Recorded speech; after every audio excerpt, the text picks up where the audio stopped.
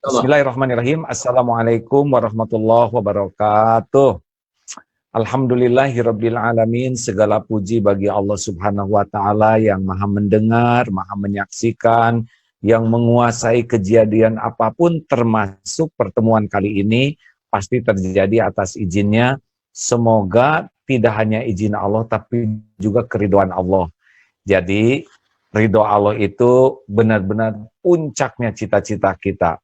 Alhamdulillah dalam bincang-bincang Ramadan kali ini bisa berbincang dengan sahabat dari jauh tapi jadi dekat nih ya dengan teknologi, yaitu Mas Tantowi Yahya. Assalamualaikum warahmatullahi wabarakatuh. Waalaikumsalam warahmatullahi wabarakatuh. Kumaha damang Alhamdulillah saya Raden. Alhamdulillah. Ini pertemuan keberapa kita nih ya? Waduh, Di sana di Auckland. kalau lewat teknologi baru sekali ini. Tapi kalau jumpa langsung udah 2 kali kan ke Auckland ya. Di Auckland ini ya. Kalau Para pemirsa, beliau diamanati sebagai duta besar yang berkuasa penuh ya, begitu? Tapi tidak sewenang-wenang.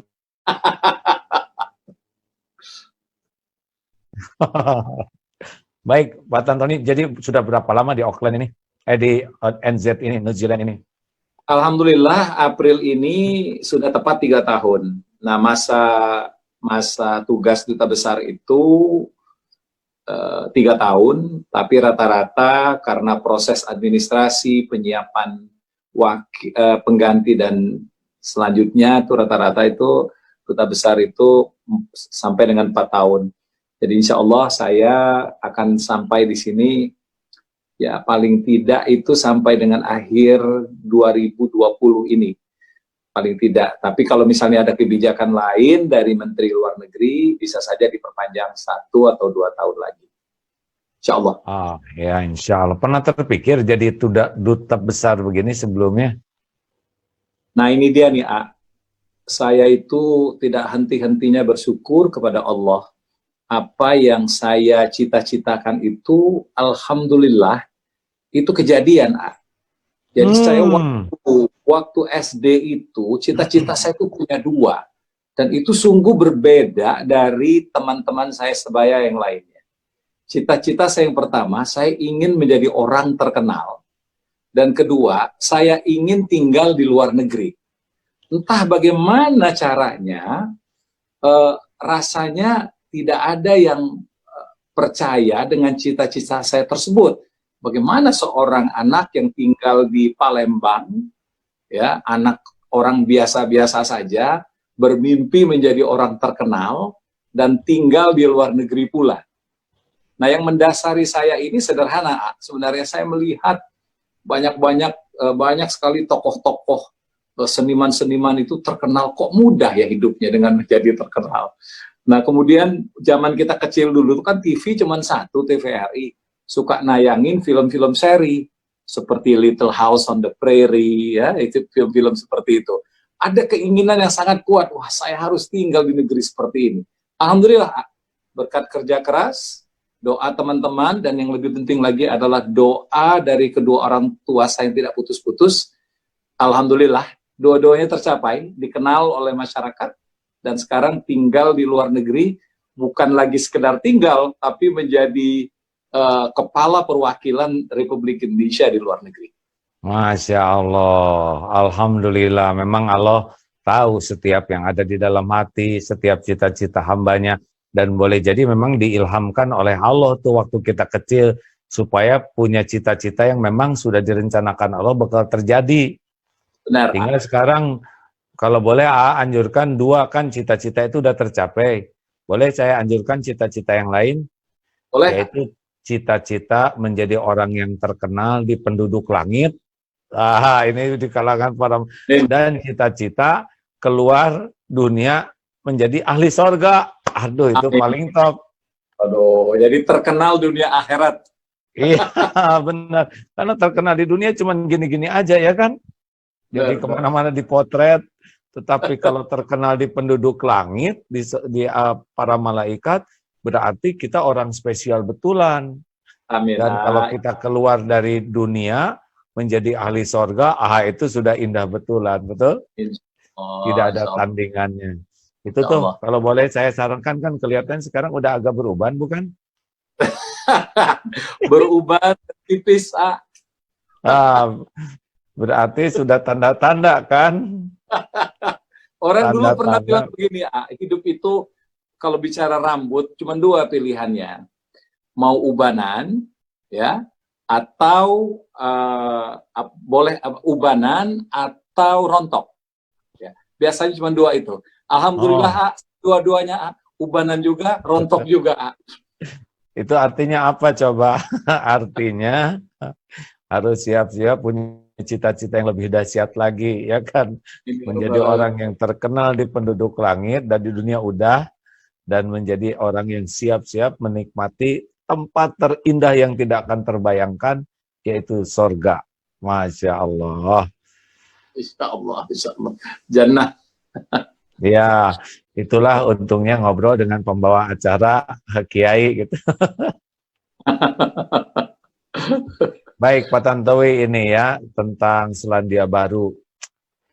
Ini kan salah satu tempat yang Allah ciptakan sangat indah tuh ya. Kurang lebih sudah 4 kali tuh ke Selandia Baru tuh. Satu, dulu datang undangan ceramah. Yang kedua, utusan dari negara juga dulu untuk dialog antar agama di sana. Oh, interfaith ya. Ya, kemudian yang ketiga, waktu pengumpulan dana untuk masjid, waktu kita kumpul makan malam bersama. Dan yang keempat kemarin itu ya, yang alhamdulillah kita juga sempat jumpa. Ya. Nah, memang dari melihat, menyimak, kalau bagi orang yang mengerti semua ini ciptaan Allah, benar-benar nambah iman itu ke sana. Apa saja yang didapat oleh Pak Tantowi selama tugas di sana sebagai duta besar? Apa yang paling dapat gitu di hati? Ya. Banyak yang mengatakan bahwa Selandia Baru ini diciptakan oleh Allah pada saat dia tersenyum, sehingga hasilnya seindah ini. Ya, banyak juga yang mengatakan inilah surga dunia. Meskipun bagi saya pribadi tidak ada apa-apanya, tidak ada bandingnya yang namanya keindahan surga itu.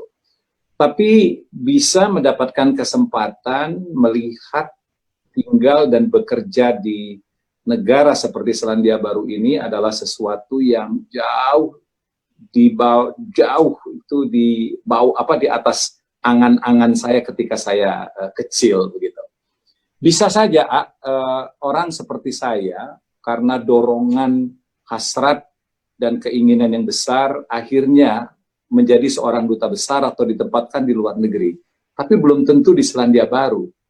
Nah, tapi mendapatkan kesempatan untuk tinggal di sini, bekerja dan observasi apa yang terjadi di sini adalah sesuatu pengalaman yang tidak akan terlupakan, sekaligus seperti yang sampaikan itu menambah keimanan.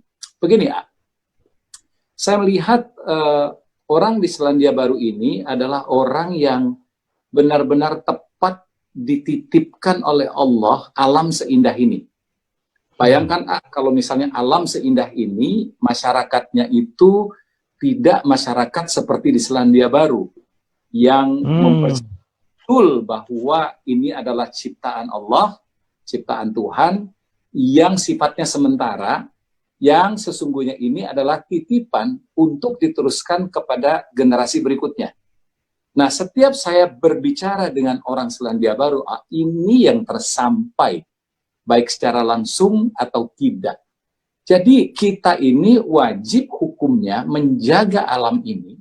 Kalau kita tidak bisa memperbaikinya, paling tidak membuatnya dalam keadaan seperti ini, agar supaya, ini kata mereka nih, anak cucu kita nanti bisa dapat menikmati negeri ini seperti kita menikmati saat ini.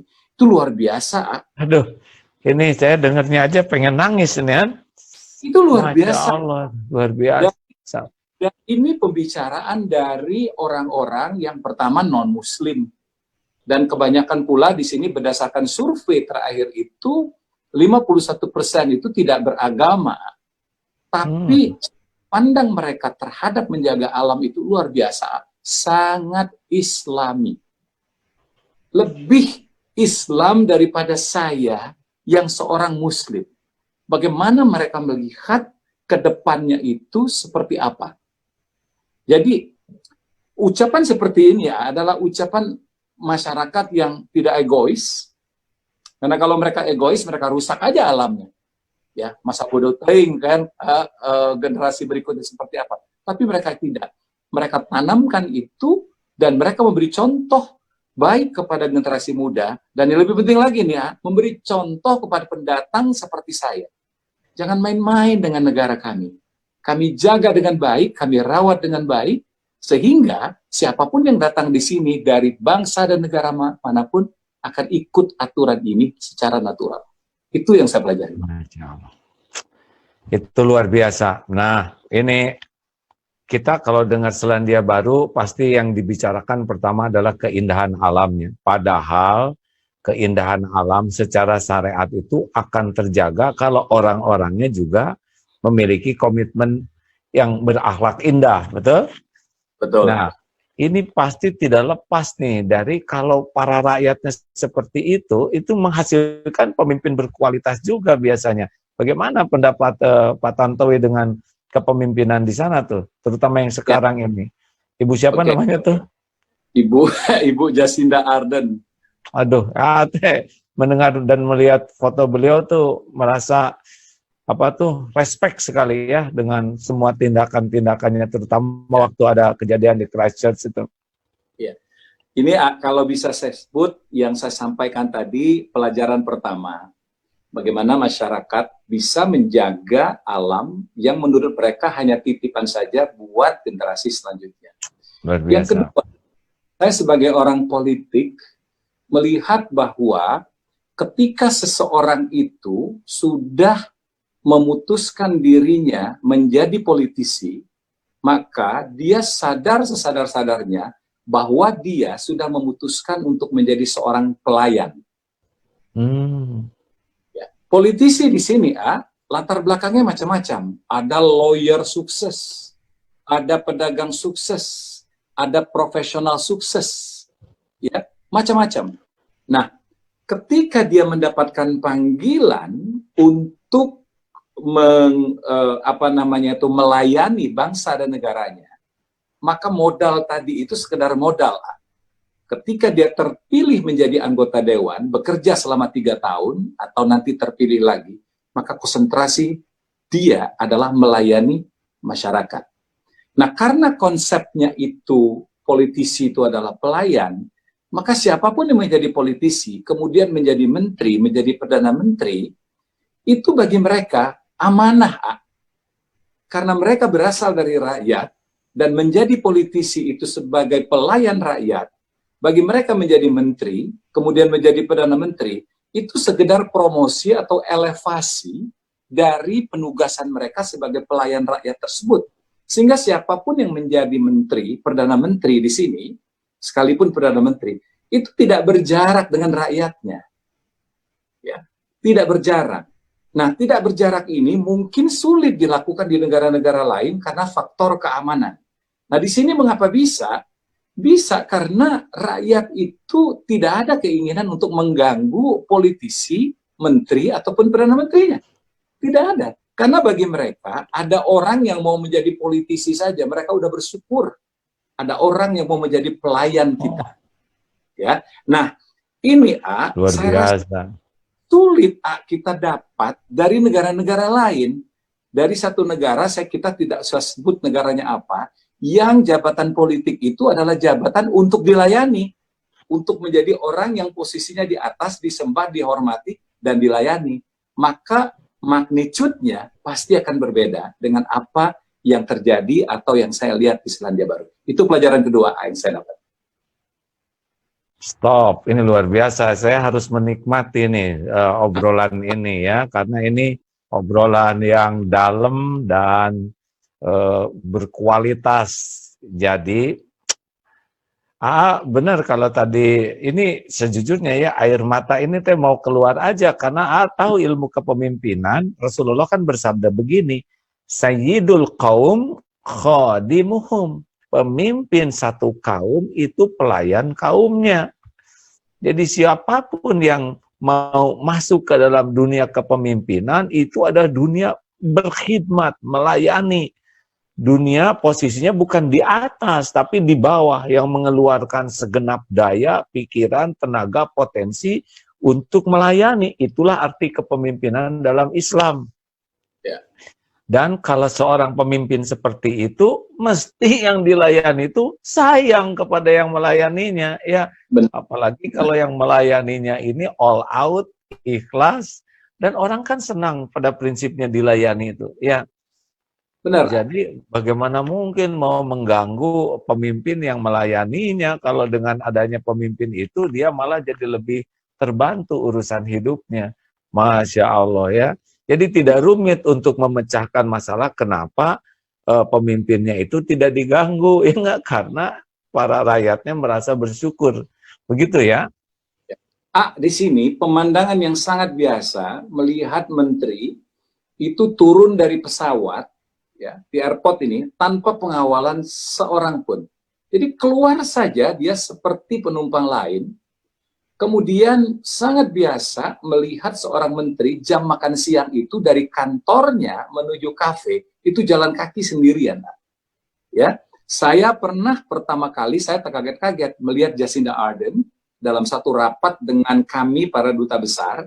Kemudian kami ngantar beliau ke pintu depan dari ruang pertemuan itu. Kaget saya ketika saya lihat pacarnya waktu itu ya, sampai sekarang masih pacar itu, ya nunggu di depan pakai mobil Jeep Hyundai yang sangat sederhana. Masuk pasti Perdana Menteri di situ dan pergi tanpa pengawalan. Just like normal and regular people.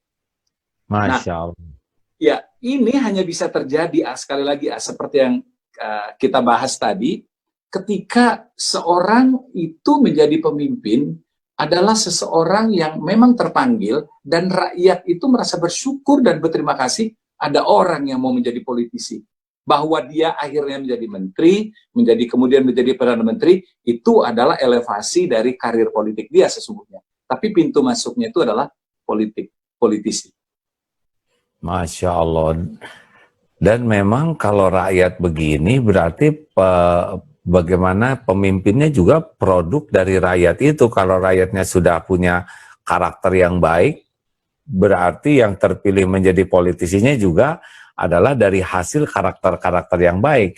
Bisa Benar. Dilihat apa kelebihan ini Mbak Jacinda ini? Kelebihannya itu secara duniawinya ya, kepemimpinan gitu. Ya, compassionate. Jadi sangat dekat, sangat berempati dengan rakyat, dan itu tidak pura-pura. Jadi apa yang dia lakukan ya, seperti kemarin itu pada waktu penembakan di Christchurch 15 Maret tahun 2019, dia refleks aja tiba-tiba datang bertemu dengan umat Islam, baik keluarga korban maupun umat Islam lainnya. Dia pakai ini aja, pakai kerudung. Itu adalah suatu tindakan sederhana, tapi sangat meaningful dan sangat dalam. Fotonya beredar di mana-mana. Dan itu bukan sebuah rekayasa. Jadi dia tergerak saja bahwa ketika berhadapan dengan umat muslim, untuk menghormati umat muslim itu, dia pakai kerudung. Dan luar biasa terlihat auranya semakin cantik. Nah, jadi saya melihat Jacinda ini, walaupun ketika dia pertama kali menjadi Perdana Menteri 2 tahun yang lalu, usianya baru 37 tahun, masih sangat muda, tidak punya pengalaman, semua orang itu mencibirlah akan dibawa kemana negara ini dipimpin oleh seorang yang tidak berpengalaman, perempuan pula. Tapi ketika dia berhasil merubah krisis, penembakan Christchurch itu kan krisis besar itu bagi negara ini. Bagaimana negara yang sempat menjadi ranking 2 teraman di dunia, tiba-tiba ada teroris menewaskan 51 umat Islam. Ini kan ujian besar. Jika dia tidak bisa mengkonversi krisis ini menjadi sebuah opportunity, dia akan dibully. Dia akan dibully, negara ini akan dibully habis-habisan, paling tidak oleh negara-negara Islam. Tapi dengan kecanggihannya, dan lebih penting lagi itu adalah sincerity-nya.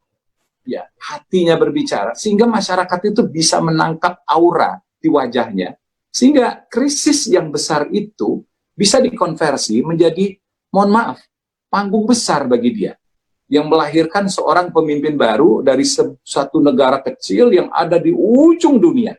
Nah, begitu juga COVID-19 ini kembali melahirkan Jacinda yang baru lagi. Jacinda yang berhasil menavigasi COVID-19 ini demikian cepat, demikian efisien, demikian taktis, sehingga WHO pun mengakui salah satu negara yang paling berhasil dalam menanggulangi COVID-19 ini adalah Selandia Baru di bawah Jacinda Ardern. Jadi compassionate-nya itu, empatinya itu yang membuat dia itu kelihatan berbeda. Kemudian kedua, tegas, meski dia perempuan, tegas. Jadi berhadapan dengan media yang keras, berhadapan dengan oposisi yang berpengalaman, dia ketika menurut dia benar, maka dia akan jalankan tanpa lihat kanan dan kiri, apalagi ke belakang. Nah, ketiga, ini modal dia juga secara duniawi yang saya lihat. Dia ini seorang public speaker yang, kita kan sama-sama public speaker, jadi kalau kita itu memang secara alamiah ketika ada orang berbicara, alam bawah sadar kita tuh melakukan penilaian. Kemudian kita kan, ya betul, kita melihat kata demi kata, ya diksi yang dia pergunakan. Itu tuh alamiah lah di kita. Begitu juga saya ketika saya lihat dia pidato, luar biasa ini orang. Ya, luar biasa. Diksi yang dia pakai, emosi, dan yang paling penting itu underlying factornya itu adalah hatinya, seperti saya bilang, sincerity-nya itu yang membuat apapun yang dia katakan itu bermakna dan masuk ke relung masyarakat. Masya Allah, Masya Allah. Duh, ini kalau sudah bicara kepemimpinan, aku suka senang sekali, karena walau bagaimanapun kan kita ini kullukum ra'in, kalian ini semua pemimpin, dan kalian semua akan ditanya kepemimpinannya. Kalau Rasulullah SAW kan itu juga memiliki 4 ciri kepemimpinan. Satu adalah beliau itu adalah orang yang empat ini adalah tabligh, amanah, fatonah, dan sidik. Yang pertama sidik. Jadi Rasulullah itu pemimpin yang benar antara perkataan, perbuatan, dan hatinya tuh klik. Ya, jadi seorang pemimpin yang baik tuh harus niatnya benar, pikirannya benar, perkataannya benar, perbuatannya benar, dan didasari dengan hati yang benar. Jadi akan ada pemimpin yang benarnya cuma ngomong aja, ya, tapi kelakuannya nggak benar, hatinya lebih nggak benar lagi.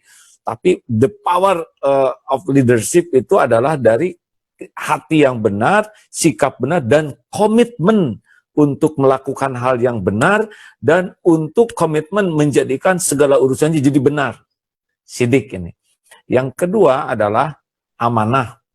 Jadi menyadari bahwa kepemimpinan ini bukan posisi, tapi kepemimpinan ini sebuah tanggung jawab. Jadi tidak tertarik bagi penghormatan, kekaguman orang, itu mah kecil lah. Tapi sesuatu yang besar itu bagaimana bisa bertanggung jawab atas kepemimpinan yang diembannya. Nah, itu pikiran kepemimpin sejati itu begitu menurut Rasulullah. Dan yang ketiga adalah fatonah. Fatonah ini adalah smart, profesional, melakukan sesuatu dengan segala yang terukur, terencana dengan sangat baik dan berkelanjutan. Sehingga semua diperhitungkan dengan matang, cermat, detail, dan juga hasilnya tuh optimal, smart. Dan yang keempat adalah tabligh, kemampuan menyampaikan. Nah, tabligh tadi itu bicaranya, sikapnya sudah merupakan penyampaian sesuatu yang sangat bulat, mantap, sehingga orang itu bulat percaya, mantap. Kemampuan komunikasi yang hebat. Nah, inilah yang dimiliki Rasulullah SAW. Itu si Mbak Jacinda tuh kalau dikasih hidayah aja, udah nih, lewat para pemimpin Islam sedunia sepertinya nih. Iya kan? Kalau beliau dibuka hatinya oleh Allah, mengenal Allah dengan baik, mengenal indahnya Islam, kelihatannya akan lahir nih seorang pemimpin yang tangguh dan betul-betul dengan dasar keimanan. Ya, kita doakanlah. Amin, amin, amin. Ini menarik nih. Nah, sekarang ngobrol tentang COVID-19, situasi terakhir bagaimana di sana? Ya, kita 2 hari yang lalu meninggalkan Pakai tanggal. tanggal 2 hari yang lalu tanggal 28 April kita meninggalkan lockdown setelah 5 minggu kita dikurung di rumah, dan 2 minggu ke depan kita turun ke level 3. Level 3 ini tidak begitu jauh protokolnya dari segi keketatan dibandingkan dengan level 4 atau lockdown. Pada level 3 ini bedanya orang-orang sudah boleh berkantor. Jadi 2 hari yang lalu itu sekitar 400.000 pekerja sudah kembali ke kantor masing-masing, namun mereka dibatasi oleh protokol yang sangat ketat, terutama di distancing atau jaga jarak. Kemudian para pekerja yang bekerja pada sektor yang bersentuhan langsung dengan customer, seperti tukang potong rambut, ya, salon, dokter gigi, dan segala macam itu masih belum boleh bekerja sampai dengan batas waktu yang akan ditentukan.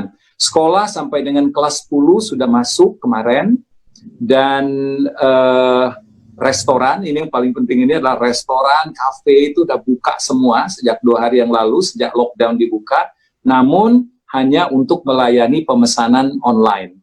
Jadi orang pesan online, kemudian datang ke restorannya untuk pick up atau ambil, baik melalui drive-thru maupun langsung. Jadi sedikit longgar, tapi tidak benar-benar longgar, karena sebagaimana yang disampaikan oleh Jacinda bahwa peperangan kita melawan COVID-19 ini belum selesai.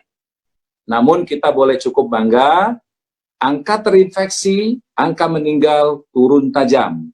Ketika lockdown belum diberlakukan itu, yang kasus itu, yang terinfeksi itu, baik positif maupun yang mungkin, itu angkanya itu 150, 120, 100. Namun ketika lockdown diberlakukan, itu turun tajam, hingga hari ini itu kasusnya cuma 5, 2 gitu. Jadi single digit. Jadi ini membuktikan bahwa sementara belum ada vaksin, maka obat yang paling mujarab itu adalah pemutusan rantai penularan. Melalui apa? Ya melalui distancing, yang manifestasinya itu bisa dalam bentuk PSBB, bisa dalam bentuk karantina wilayah, atau ekstrimnya dalam bentuk lockdown. Demikian. Berarti efektif gitu ya. Itu memang kesadaran awal untuk melockdown itu segera waktu itu ya? Ya, salah satu kunci sukses mengapa Selandia Baru ini sukses dalam menanggulangi COVID adalah pertama kali mereka ini nutup border dulu. Oh, jadi yang pertama ditutup itu malah bordernya dulu ya, pelabuhan, airport. Dan bukan suatu keputusan yang mudah untuk satu negara yang income terbesarnya itu adalah pariwisata. Bukan keputusan yang mudah. Nah, di sini Jacinda saya lihat luar biasa, tutup. Nah, pengecualian hanya kepada negara-negara Pasifik yang ada di sekitarnya itu. Tapi karena banyak terjadi cekcok antara orang Pasifik dan non-Pasifik di airport itu, akhirnya disamaratakan saja. Tidak boleh ada international traveler masuk ataupun transit ke Selandia Baru hingga saat ini nih. Jadi bagi dia, karena virus itu tidak jalan sendiri, namun dibawa orang, dibawa carrier, jadi cara yang paling tepat itu adalah menutup border, menutup pintu agar tidak ada yang masuk kecuali returning permanent resident atau returning citizen. Nah, returning citizen pun ketika masuk ke sini wajib hukumnya untuk karantina baik mandiri maupun ditentukan pemerintah selama 2 minggu. Nah, setelah 2 minggu dicek, setelah ternyata negatif, baru dia boleh kembali ke keluarga atau ke lingkungannya. Ini sebenarnya kunci suksesnya. Nah, kemudian kedua, pemberlakuan lockdown. Lockdown ini tidak mungkin sukses kalau rakyat tidak mendukung. Kalau rakyatnya tidak disiplin. Mau dikasih duit pun rakyatnya gitu ya, dikasih subsidi, kalau rakyatnya masih suka kelayapan, ya, berkeliaran untuk segala hal lah, ya, maka lockdown ini tidak mungkin bisa mencapai hasil yang maksimal. Jadi memang Jacinda ini ketika sadar betul bahwa virus ini datang dari luar, udah nggak mikirin ekonomi, nggak mikir apa-apa, stop aja dulu. Yang penting berhenti virus itu masuk, obati yang sudah di dalam, ya nggak, perkara ekonomi. Jadi ada presiden mana tuh di sebuah negara, kami ini katanya kalau ekonomi sudah mati, kami insya Allah sanggup membangkitkan lagi. Tapi kalau orang-orang pada mati nggak bisa kami bangkitkan. Nah, luar biasa ya, dan rakyatnya patuh juga di sana ya, patuh ya. Ya, keputusan lockdown itu bukan keputusan yang mudah. Karena kita tinggal di negara seindah dan senyaman Selandia Baru pun berada pada lockdown itu memang bukan yang mudah. Jadi godaan untuk keluar, ya, godaan untuk melanggar, terutama di negara seperti Selandia Baru di mana alamnya indah, kalau matahari keluar itu orang pengen keluar, ya kan? Nah, di sini godaannya. Jadi bukan sekedar godaan ekonomi sesungguhnya, tapi godaan untuk melampiaskan keinginan kita menikmati luar ruang itu tidak kalah besarnya dibandingkan godaan-godaan lainnya. Namun sekali lagi rakyat di sini ini sudah terlatih memang untuk disiplin dan hormat serta patuh kepada pimpinannya. Ya, karena pemimpinnya dipercaya punya kemampuan memimpin ya, jadi percayalah kita kalau dimanapun ada pemimpin dan pemimpinnya mantap ya enak, kita senang ya nggak. Naik mobil, kalau supirnya meragukan, kita mau turun aja. Rewel.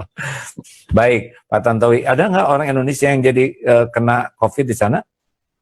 Nah, syukur alhamdulillah dari 7.000 warga negara Indonesia yang ada di Selandia Baru, sampai dengan hari ini belum ada berita yang masuk ke kami yang terpapar virus ini.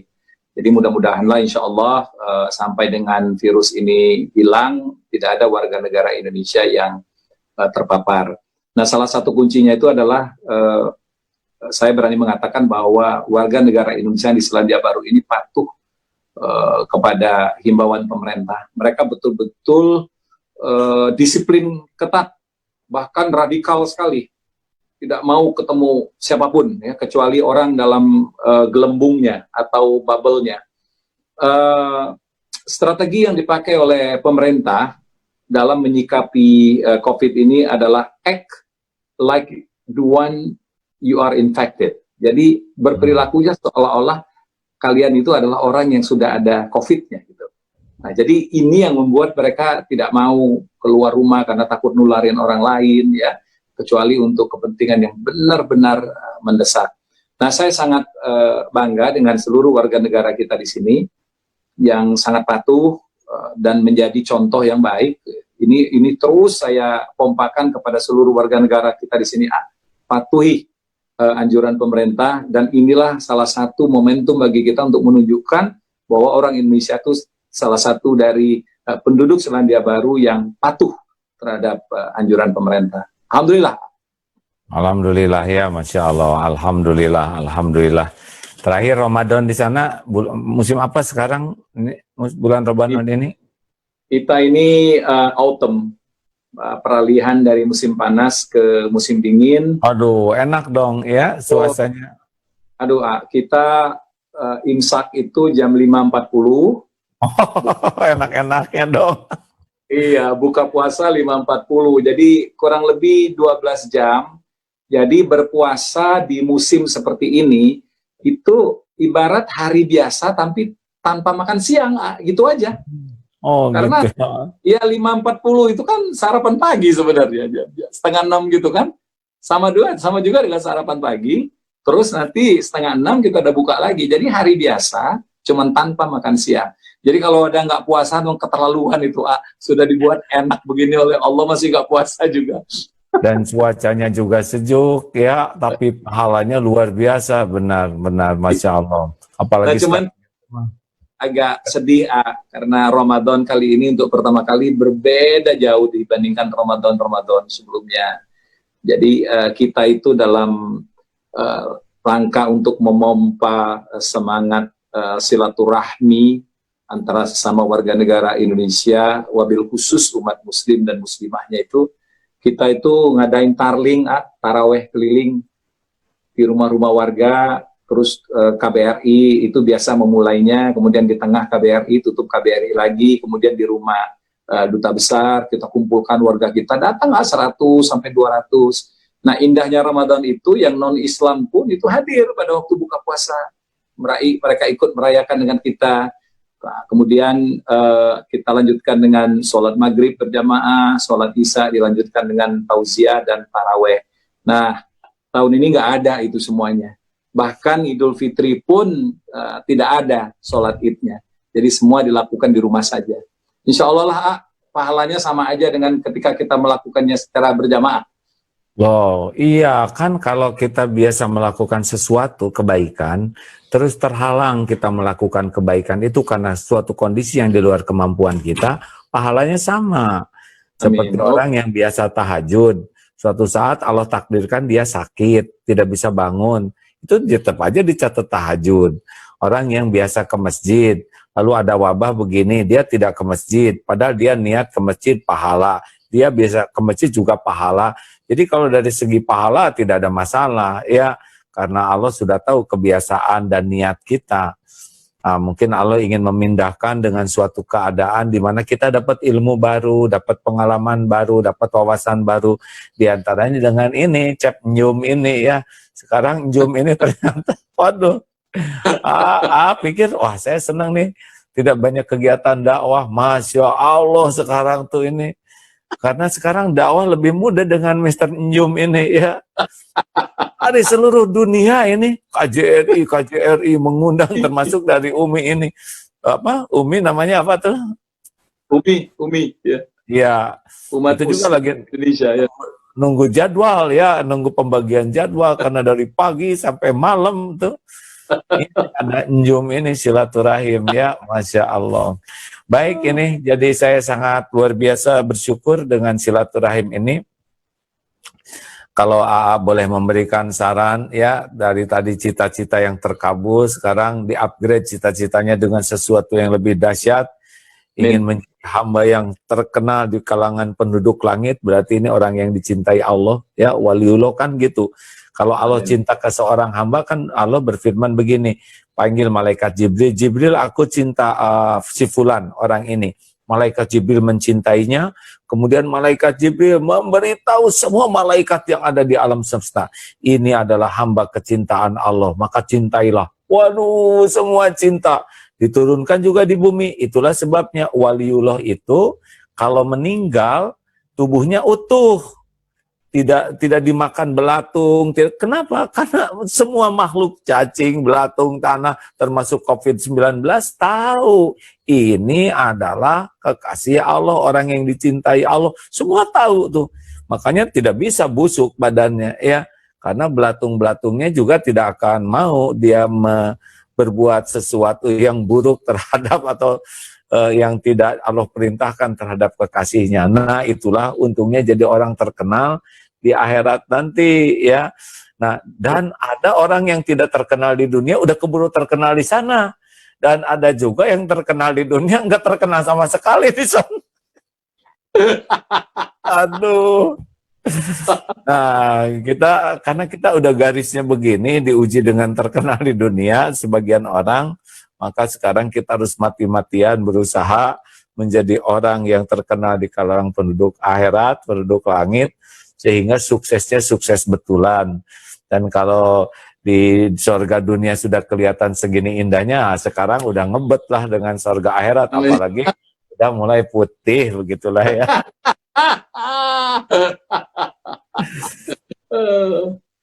Terima kasih nih Pak Tantowi. Mungkin ada pesan-pesan nih bagi para pemirsa rakyat Indonesia yang menyimak apa nih di dalam situasi terakhir begini COVID dan Ramadan ini, silakan. Ya, saya hanya ingin menggunakan kesempatan yang sangat berharga ini untuk menghimbau segenap saudara-saudara saya di Indonesia. COVID-19 ini adalah sesuatu yang tidak pernah diperkirakan. Jadi ada istilah unprecedented, ada presedensnya. Baru pertama kali seluruh dunia terkena COVID-19. Jadi mohon bisa dimengerti jika banyak negara, banyak pemimpin yang tidak siap. Nah, di sini dibutuhkan pengertian dari kita semua, karena pengertian itu akan menjadi underlying factor sikap kita terhadap pemerintah.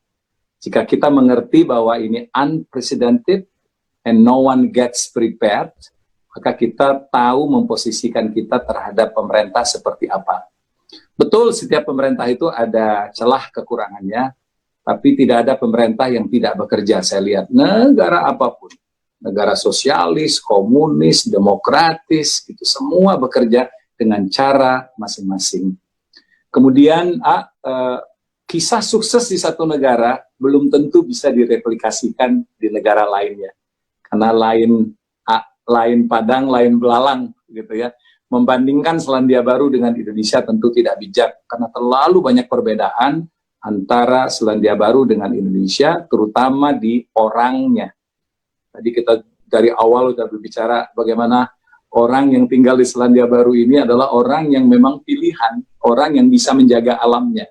Nah, ini aja menjadi sesuatu pelajaran bagi kita. Jadi, mari kita bersama-sama, seluruh stakeholder yang ada, bergerak bersama untuk memerangi COVID-19 ini. Kesuksesan dari Selandia Baru adalah semua bergerak serentak. Pemerintah, parlemen, media, dan yang paling penting rakyat. Total football, totalitas di sini, semua bergerak. Tanpa itu, missing satu aja, sulit kita bisa mendapatkan hasil yang maksimal. Jadi itu saja, saya terima kasih atas kesempatan ini. Mudah-mudahan apa yang saya sampaikan ini dapat dimengerti dengan baik oleh saudara-saudara kita di Indonesia. Alhamdulillah, terima kasih. Luar biasa. Alhamdulillah para pemirsa yang budiman, berkah Ramadan kita dapat pengalaman, ilmu, dan juga kita memiliki tambah wawasan lah, walaupun kita belum ke Selandia Baru, tapi Allah ciptakan Selandia Baru dengan alamnya, dengan orang-orangnya. Kita sebagai umat Islam punya kewajiban untuk belajar dari manapun sepanjang itu adalah kebaikan, ya. Dan jangan sungkan belajar dari manapun, dan juga harus menjadi bahan tafakur diri. Jangan-jangan kita udah merasa Islam, tapi ternyata masih jauh dari nilai-nilai Islam yang semestinya. Nah, Allah berikan contoh tuh, beberapa negara tidak kenal Islam dengan bersihnya, disiplinnya, kebaikannya. Bisa seperti itulah kita yang merasa Islam, jangan sampai perasaan Islam itu membelenggu kita dan menutup mata kita untuk melihat pelajaran dari Allah, dari negara-negara yang ada di sekitar kita. Kita doakan juga supaya saudara-saudara kita di Selandia Baru yang sudah bagus seperti itu diberikan hidayah, taufik, sehingga kebaikannya bisa jadi bekal akhirat nanti. Amin ya rabbal alamin. Terima kasih Pak Tantowi Yahya, terima kasih para pemirsa yang budiman. Kita tutup dengan doa akhir majelis. Subhanakallahumma wa bihamdika asyhadu alla ilaha illa anta astaghfiruka wa atubu ilaik. Wahai Allah, berkahi pertemuan ini, jadikan semua ini menjadi jalan yang mendatangkan keridhaan-Mu. Amin ya rabbal alamin. Terima kasih Pak Tantowi, semoga menjadi orang yang terkenal di langit, di penduduk langit, dan bisa bertemu di tempat yang tidak tertandingi indahnya, yaitu di sorga. Bersama kami semua, ya para jamaah. Assalamualaikum warahmatullahi wabarakatuh. Nuhun.